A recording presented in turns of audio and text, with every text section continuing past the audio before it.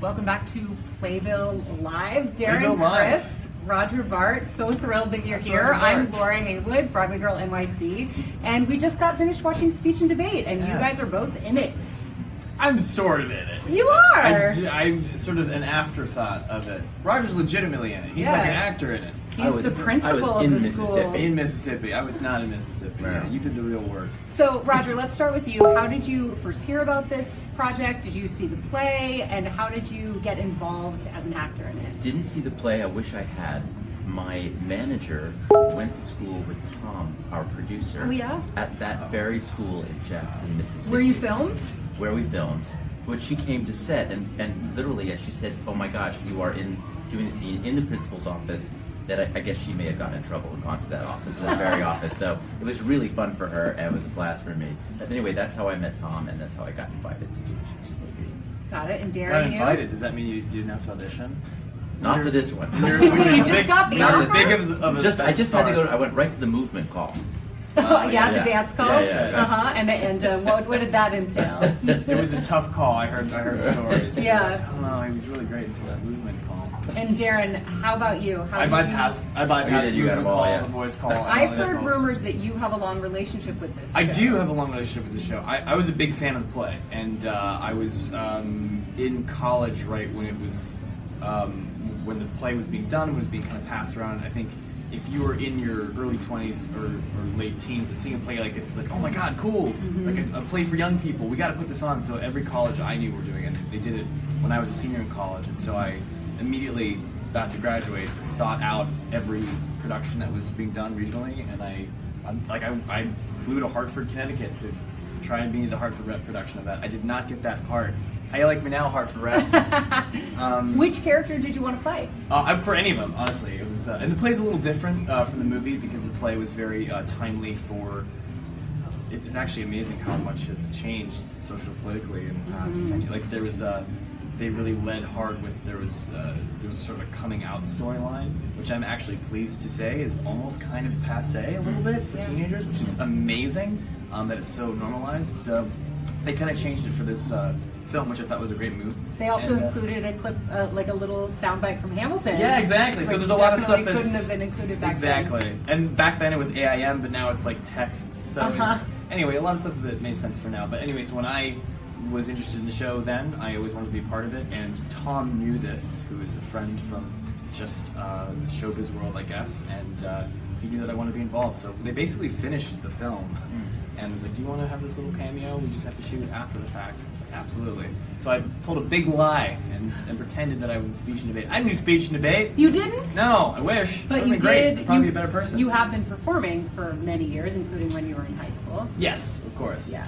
But that's, I think Speech and Debate in different schools means different things. Some people have it more a dramatic element thing, and people really gravitate towards that. I was very fortunate. We had a great drama department, so I feel like as long as there are places available for kids to do these kinds of things, whether it's speech and debate or theater or orchestra or sports, like as long as they're being supported to cultivate themselves and find their voice in some way, it's like there's no rule book on which one it has to be. It just needs to be supported. Very Sorry, well I've got said. off my soapbox. No, that's a great soapbox to be on. Roger, did you perform in high school? Did you have speech and debate? Were you in I thespians? was not. I was intimidated always by speech and debate. Oh, yeah? They were really those smart. guys, they were really smart. So Yeah. I did, rock and roll in my basement. Did musicals in high school and did exactly plays. what I did. What musicals did you do? Well, it Wait, was- don't say what part you played. Say the show. And Oh, we'll really? guess. Yeah. Oh. Yeah. Well, I moved down to Savannah, Georgia when I was about 11 years old, and my mother was a teacher in Princeton, New Jersey, where we lived. And so we went down to Savannah, Georgia, and I went to Savannah Country Day School, and I really didn't know much about musical theater. And my mother said, well, why don't we direct a show and put it in the middle school cafeteria? Bless her. And so we did, and they were all astounded by it. How old were you at this point? I think I was 11 or 12, and I think the first one was Lil Abner Go. Oof, I My have mother, by the no way, was the idea. director. And Yeah. you're 11? Lil Abner. Oh, you're What Abner. would I be playing? I Yeah, so don't- it was I a don't know. blatant act of nepotism. Oh, God. But You what played was the really ladies. cool about it Well was for that, you. yeah, it was great. And it was a little tiny, it was Savannah, Georgia, mind you. And so we had a very small school, and in it, I had a black mother who was Mammy Yoakum, and a Jewish father. So we were already kind of breaking all the rules Yeah. in Savannah, Georgia, Colorblind with our Wow. kick-ass production of Little Abner. progressive So it was cafeteria. amazing, Yeah, yeah. yeah. And you know what? It was kind of great too because I was very much on the outside of that culturally of that school, and the first thing I did was stand up and sing, and so it reminded me so much of this movie. I remember standing and singing a song, and suddenly everyone was talking to me, and thought it was like the girl who came up to him and that.